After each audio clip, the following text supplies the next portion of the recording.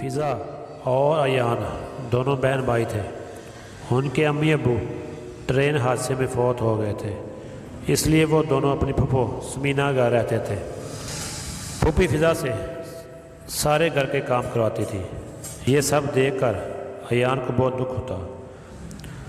وہ اپنے جیب خرچ سے جو چیز خریدتا اور رات کو اپنی بہن کے ساتھ کھاتا، کیونکہ پھوپھی فضا کو جیب خرچ نہیں دیتی تھی۔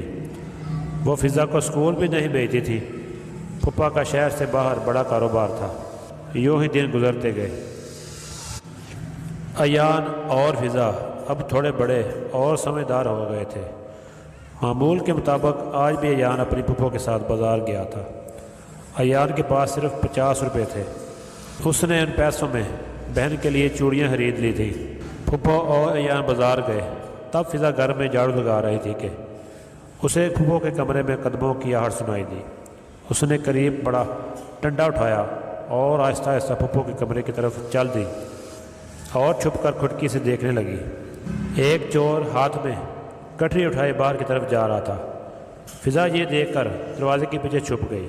جیسے ہی چور باہر آیا، فضا نے ڈنڈا گمار کر اس کے سر پر دے مارا۔ چور دڑام سے گر پڑا۔ اتنے میں گھنٹی کی آواز آئی۔ فضا نے جب دروازہ کھولا تو اس کی پھپھو سامنے کھڑی تھی۔ اس نے سارا ماجرا سنایا۔ پھپھو نے بچوں کے ساتھ مل کر چور کو رسیوں سے باندھ دیا اور پولیس کو فون کیا۔ پولیس آ کر چور کو لے گئی۔ پھپھو کو احساس ہوا کہ جو بچی ان کو ایک آنکھ نہیں باتی تھی، اس بچی نے آج ان کے لیے اتنا کچھ کیا ہے۔ یہ سوچ کر پھپھو نادم ہو گئی۔ اب وہ ایان کی طرح فضا سے بھی اچھا سلوک کرنے لگی۔